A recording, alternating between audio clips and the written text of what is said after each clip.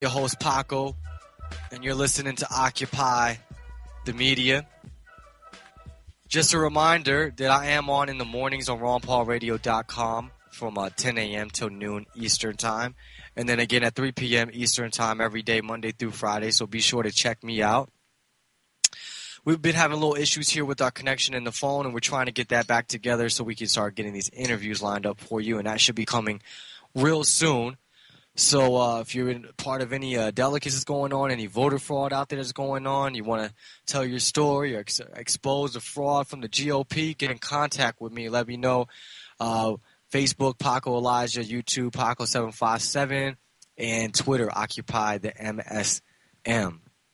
Don't forget to donate to Ron Paul 2012 if you haven't.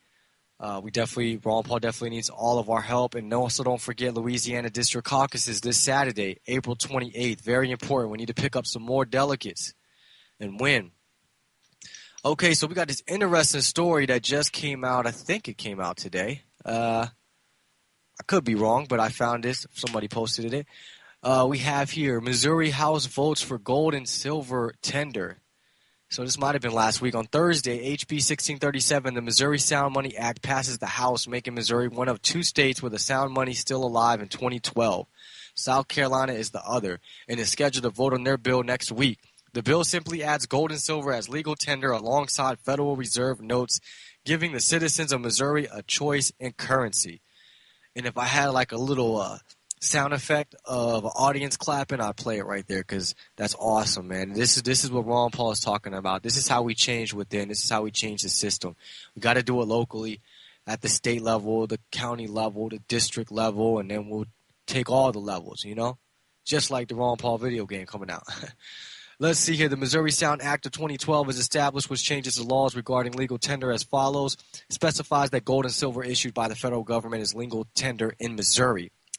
And just to let people know, you have to understand this, because I was curious myself. And Utah is the first state, to my knowledge, that started this. And then South Carolina jumped on board, and now Missouri. So I'm in California, and I called a bank in Utah because I wanted to find out for myself what all this meant. I could just take gold coins or what? How does it work? Well, I got told from a bank manager that anybody can come and open up a bank account in Utah, or probably one of these states as well. It's up to the manager. It's up to the bank manager. Because I went to a small local bank. So it's up to the bank manager. You got to tell them why and what's the reason. It's up to him if they want to accept you, from what they told me. And I asked them about the gold. I said, so I could just bring any type of gold, any silver? How does it work? How is it accepted? And basically, you only can bring gold and silver, like it says here, that's issued by the federal government. So that's old federal government coins. I think they were They were minted, I think, in the 50s, I believe, or before the 50s. So you can't just take any gold and silver, which I didn't like that. But it is a good step in the right direction, because if you come over there with the gold and silver coins, the lady told me that they'll take it, they'll put it in your account, and you will get the market value of that. And it could go up. So one day in your account, you could have X amount of dollars, and the next day you could have X amount of dollars, depending on the rise in value of that gold and silver that you're putting in there. So it's awesome. I don't care if I'm in California. Sooner or later, when I get a good amount of gold coins and silver, I will be opening accounts in Utah, since that's the closest one to me. Unless we can have California change its ways and also do the same thing. But hopefully, just like I think with Stand Your Ground, that spread around nationwide. A bunch of states had passed that. Hopefully, this will pass as well. We need to have our rights back. I mean, this is something that we shouldn't even have to pass. It's already in the Constitution. We should just get rid of all these laws and just stick to the Constitution, and we'll be good. Let's see here. What else to say here? Representative Kirkham had the understanding of the day, stating, "It was a strange day on the floor. In the end, though, nobody had a viable argument as to why it should be defeated. A strange day indeed. After the bill's passage, a Democratic representative who strongly opposed the motion to reconsider had to be physically removed from the House chamber as he confronted a fellow Democrat who aided in allowing the bill a second vote. It was a bitter pill for the opposition to swallow. Jackson County Democratic Representative Mike Tallboy showed how badly misunderstood the sound money legislation is. Eliminating, it's embarrassing that we were actually having a debate over putting us back on the gold standard. Fact is, the gold standard has never been implemented in this nation, so there is no going back to it." It's the score at the end of the game that counts. By count of 95-37, Sound Money is alive in Missouri. Now Republican Senator Chuck Pergazin is expected to shepherd the bill through the Senate Ways and Means Committee with only 4 weeks left in the general session. It will be interesting to see if more drama is in store, or if the Senate understands the issue and will pass it quickly. Even then, it must be signed by Democrat Governor Jay Nixon, who, when informed of the bill's existence earlier in the year, took a no-position stance. That's not good. Stay tuned. It is unlikely the drama in Missouri is over. So, yeah, we got to keep pushing, man. They're going to fight back, but we're taking over. We got Ron Paul supporters running for office as well. Jenny Warman, Christopher David, Rick Williams here in California, Missouri. They got Jason Green.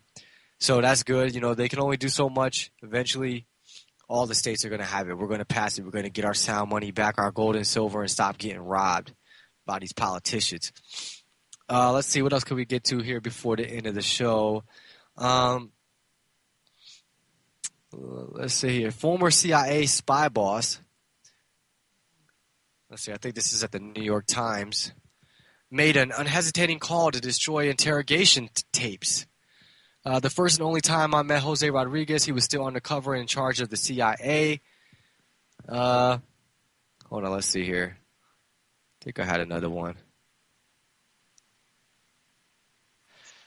That was the Washington Post. Let's look at the one at, Yahoo. A little easier. A little better for me to read here on my computer. The retired top CIA officer who ordered the destruction of videos showing waterboarding says in a new book that he was tired of waiting for Washington's bureaucracy to make a decision that protected American lives. Jose Rodriguez, who oversaw the CIA's one secret interrogation and detention program, also lashes out at President Barack Obama's administration for calling waterboarding torture and criticizing its use. Even though Obama loves torture himself, that's just talk. I cannot tell you how disgusted my former colleagues and I felt to hear ourselves labeled torturers by the President of the United States, Rodriguez writes in his book, Hard Measures. What do you think you are? You know what I'm saying? This is amazing. Not torturers? What are you, saints? I mean, this is crazy. The chapter about the interrogation videos adds few new details to a narrative that has been explored for years by journalists, investigators, and civil rights groups.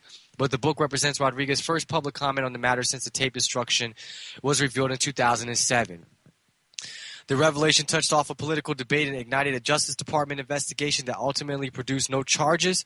Critics accused Rodriguez of covering up torture and preventing the public from ever seeing the brutality of the CIA's interrogations. Supporters hailed him as a hero who acted in the best interest of the country in the face of years of bureaucratic hand-wringing. How could you be a hero when you're hiding what it is your government is doing? All this talk about secrecy and protecting people and we got to keep it quiet, that's all BS. You don't got to keep all that stuff quiet. You're not helping the enemy by doing that. It's just ridiculous when they make these arguments. Same thing with WikiLeaks. Oh, we can't release this information because it could jeopardize people in the military. It could jeopardize, certain people in higher positions. Well, that's their fault. They shouldn't be doing the things they're doing when no one's looking. So that way when people do find out, they don't have to worry about people gunning them down or, terrorists wanting to kill them. Or you creating terrorists, creating people that want to come after you. Just like when the Abu Ghraib dropped and people saw that. I mean, it's just ridiculous, man. These people are worried about themselves. They need to stop committing these crimes, stop torturing people, stop doing these things to humanity and to these countries, and you won't have to worry about it. But they do, and that's why they're trying to take our guns away. They're trying to tax us more. They're trying to give us more regulations, anything to make us more poor, more lazy, more weak, more dumb.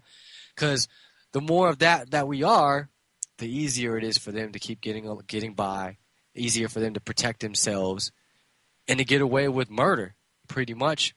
Because that's, after all, what it is they're doing. So we're heading up to the end of the show. Don't forget to check me out tomorrow, 10 a.m. to noon. Eastern Time on RonPaulRadio.com. We'll have some more headlines, some more Ron Paul news. Again, if you don't know, Newt Gingrich is dropping out. The word is supposed to be announced next week. Got that on CNN. And so that's some good news. We need him up and out of the way. Check me out on Facebook, Paco Elijah.